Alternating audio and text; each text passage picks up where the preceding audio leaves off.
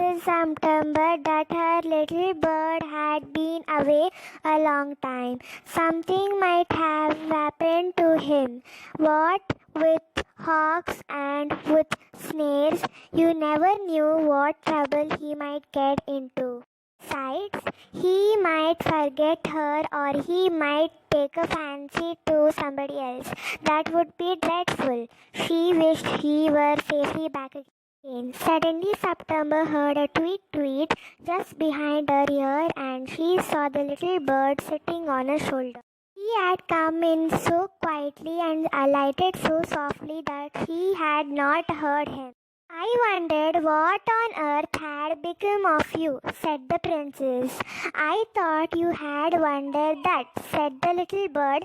The fact is, I very nearly didn't come back tonight at all. My father-in-law was giving a party and they all wanted me to stay, but I thought you had been anxious. Under the circumstances, this was a very unfortunate remark for the little bird to make. September felt her heart go thump against her chest and she made up her mind to take no more risks. She put up her hand and took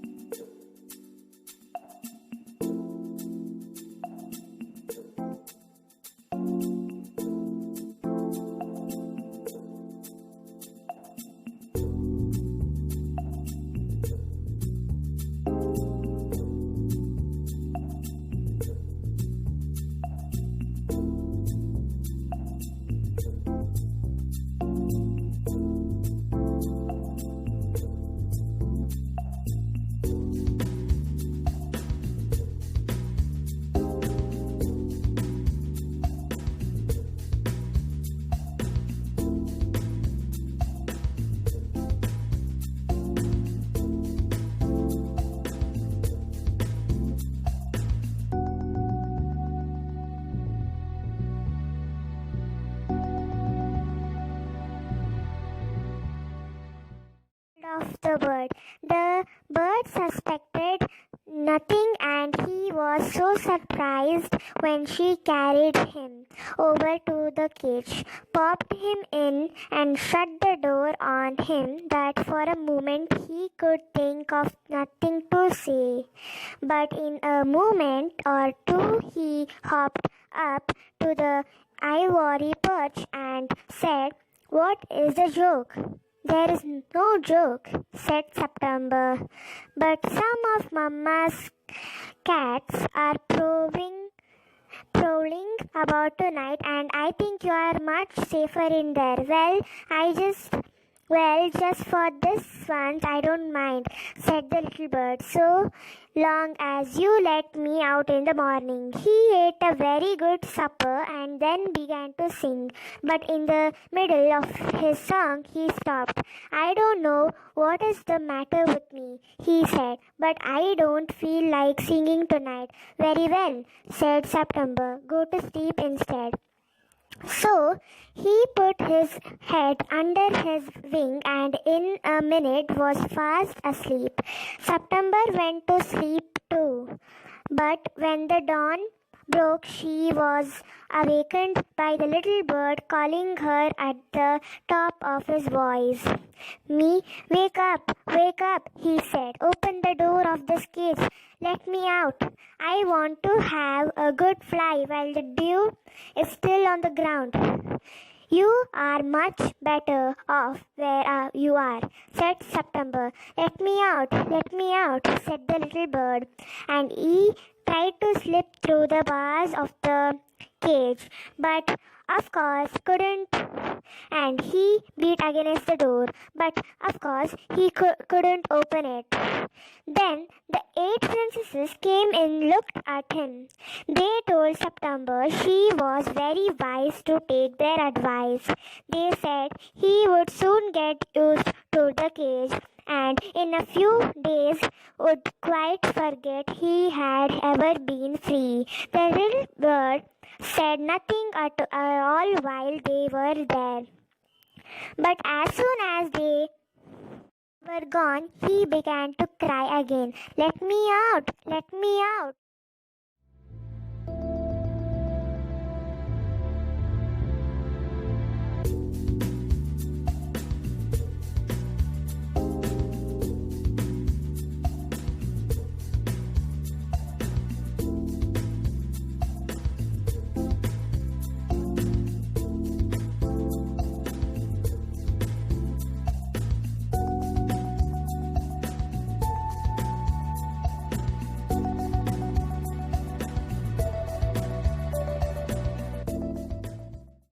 Don't be such an old silly, said September.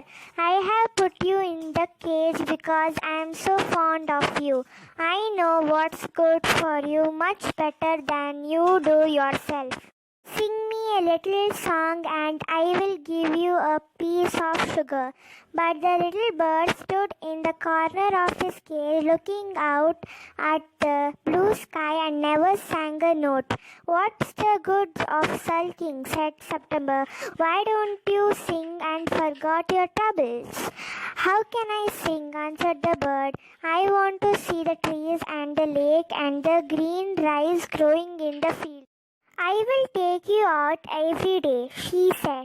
It's not the same thing, said the little bird.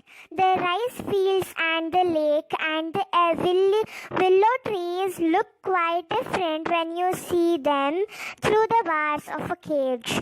The bird wouldn't sing a song and he wouldn't eat a thing. The princess was a little anxious at this and asked her sisters what they thought about it. You must be firm, they said. But if he won't eat, he will die, she answered. That would be very ungrateful of him, they said. He must know that you are only thinking of his own good. If he is obstinate and dies, it will serve him right, and you will be well rid of him. September didn't see how that was going to do her very much good, but they were 8 to 1 and all older than she, so she said nothing. Perhaps he will have got used to his cage by tomorrow, she said, and next day when she awoke, she cried out good morning in a cheerful voice. She got no answer.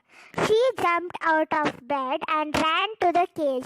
She gave a startled cry, for there the little bird lay.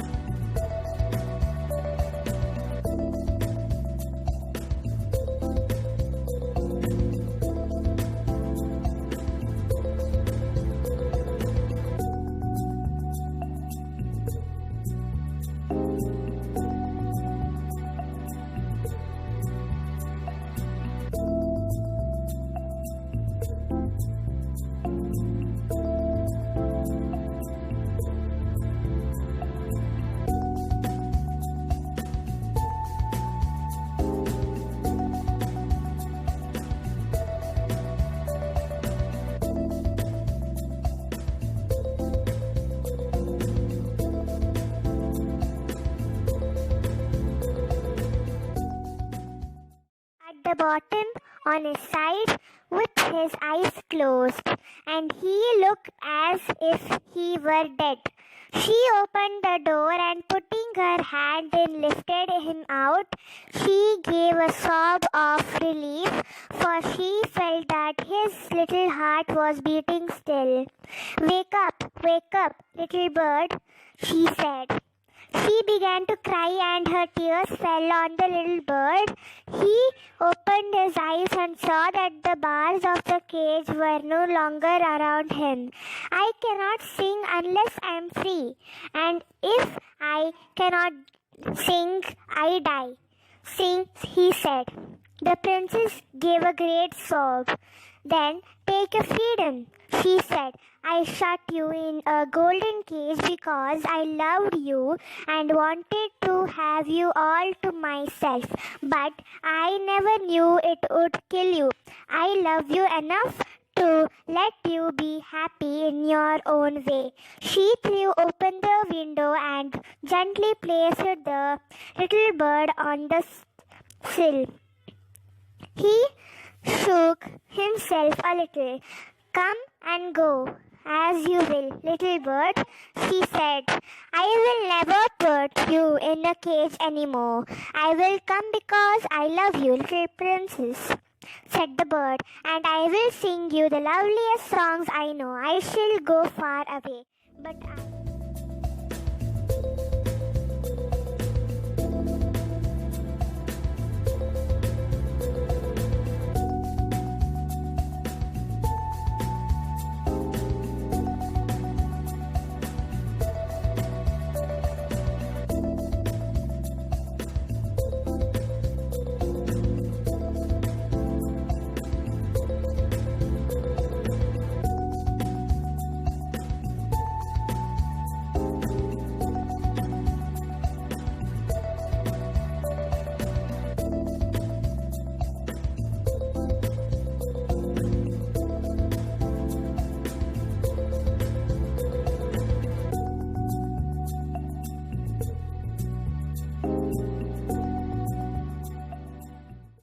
always come back and I shall never forget you.